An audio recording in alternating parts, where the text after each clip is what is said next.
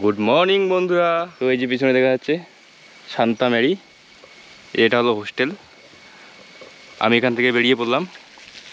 কালকে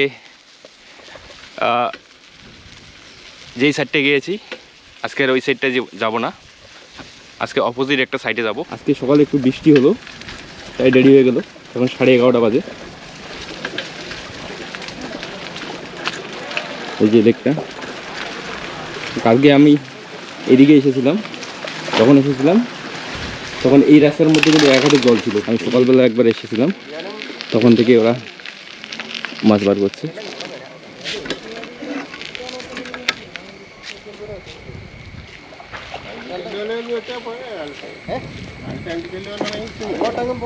এখানে বেশ মাছ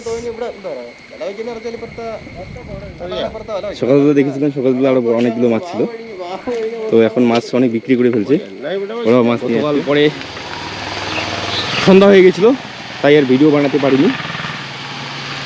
আজকে অনেক সময় আছে, যদিও সম্ভবত আমি 2 ঘন্টার মতো ঘুরবো, তার বেশি ঘুরবো না, কারণ তারপরে আমাকে ট্রেন নিয়ে আবার ত্রিবান্দ্রমে যেতে হবে।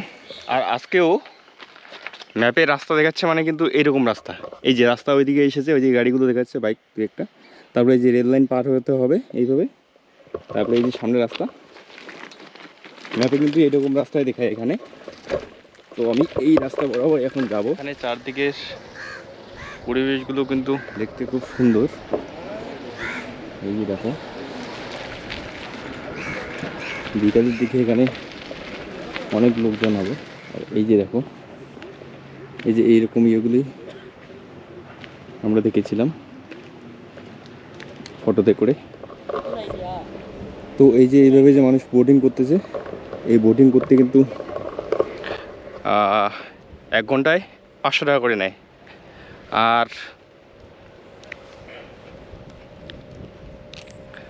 আর কায়াকিং যেটা আর কি নিজে করতে হয়, 1জন অথবা 2জন করা হয়, তো 2জন মিলে 1 ঘন্টা লাগে 400 টাকা, আর 1জন করলে লাগে 300 টাকা।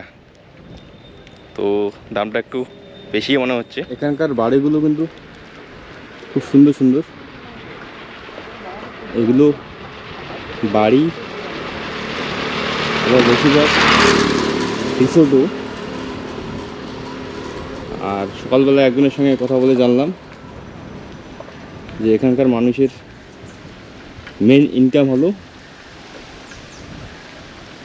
এই ট্যুরিজম আর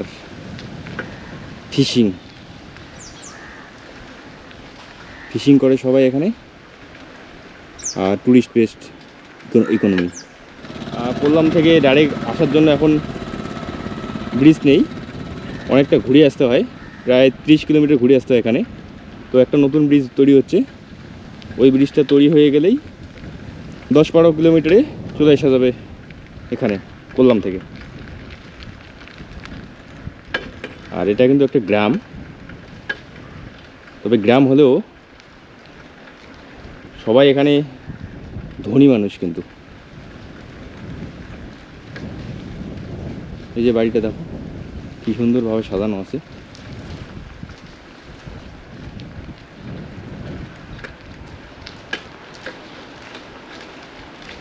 এই যে এখানে ছবি করা আছে, ক্লিক করা যায়। দুপুর হয়ে গেছে, আমি খেয়ে নিলাম। ওই পিছনে একটা রেস্টুরেন্ট ছিল, আর এই যে এখানে আর একটা রেস্টুরেন্ট। এই রেস্টুরেন্টে এখন খুলেনি, এটা বিকেলের দিকে খুলে, বিকেল সন্ধ্যা।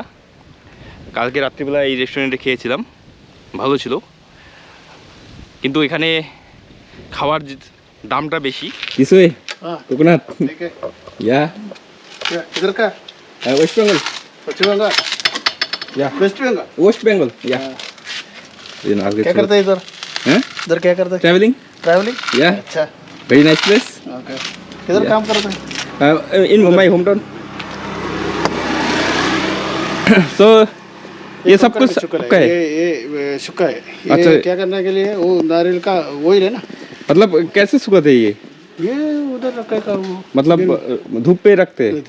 अच्छा अच्छा, बहुत दिन रखना पड़ता है फिर? नहीं, ये 2 साल 2 साल 2 साल ये 4 महीना ऐसा है ये इसमें। 2 साल मतलब धूप में रखा हाँ ऐसा हर दिन? नहीं नहीं, तो फिर नहीं ये इसके घर का अंदर है ना, रूम में रखे अच्छा रूम में रखते हैं 2 साल 2 साल। 2 साल ये खराब नहीं होता? नहीं यहाँ ओके ये अंदर पूरा सूखा आएगा, अच्छा बाद में इसमें ऑयल मिलेगा।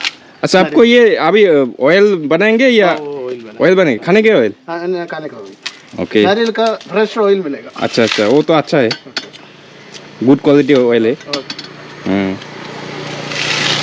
तो इधर सूखना कितने कितने दिन हो गए इधर? ये कल आया। कल आया। हाँ अच्छा है केरला। हाँ हाँ बहुत अच्छा है, बहुत सुंदर है। अभी भी बहुत जगह जाना है, कोची भी जाना है, त्रिशूल भी जाना है। हाँ अच्छा। हाँ उसके बाद कोझिकोड कोഴിക്കോട് या अगला है यार। हाँ हाँ एक्चुअली তো এইভাবে বানাচ্ছি। Okay bye. Okay okay. তো ফাইনালি এই হোস্টেল থেকে এখন যাচ্ছি। এখন আমি এইদিকে একটু হেঁটে যাব, তারপরে বাস নিয়ে চলে যাব। কালকের থেকে এখানে আছি, খুব ভালো জায়গাটা। এখানে কিচেন, আর এই সাইকেলটা আমার কালকের থেকে আমার সঙ্গে ছিল। আর স্পেশালি এই নাইজেল ব্রোকে খুব ধন্যবাদ, ও কালকের থেকে আমি এখানে আছি। অনেক কিছু জানলাম নাইজেল ব্রোর কাছ থেকে। সাইকেলটা নিলাম, আশেপাশে ঘুরলাম। আমি এক্সপেক্ট করিনি যে এখানে এত সুন্দর, I did not expected that I will get something like this place and yeah it's very great, yeah তো এই যে এইখানে সামনে আছে, এখানে সবাই শুয়ে ইয়ে করে। আর এখানে যে হাওয়া বইছে, হাওয়া কিন্তু দিনের মধ্যে সব থেকে বেশি থাকে, মানে যখন রাত্রি হয়ে যায় তখন হাওয়া বন্ধ হয়ে যায়, আবার যখন সকাল হয়ে যায় সকাল 9টার থেকে আবার হাওয়া এই যে রকম হাওয়া শুরু হয়। আর এখানে যে জলের লেভেলটা আছে, জলের লেভেলটা কিন্তু দিনের বেলায় বেড়ে যায়, আবার রাত্রিবেলা আবার কমে যায়, সকালবেলা কম দেখছিলাম। তো চলো যাই এখন। এখন নেক্সট ডেস্টিনেশন আমার ত্রিবান্দ্রম। আমি এখন হেঁটে হেঁটে যাচ্ছি এই রেলওয়ে ব্রিজের উপর দিয়ে। ওই যে ওখানে বোট দাঁড়িয়ে আছে।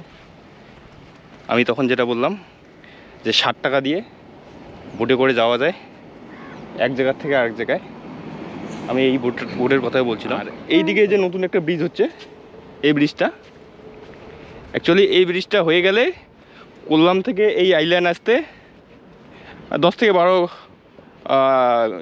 কিলোমিটার লাগবে, মানে দূরত্ব হবে কোল্লাম থেকে এই মুন্ড্রো আইল্যান্ড আসতে।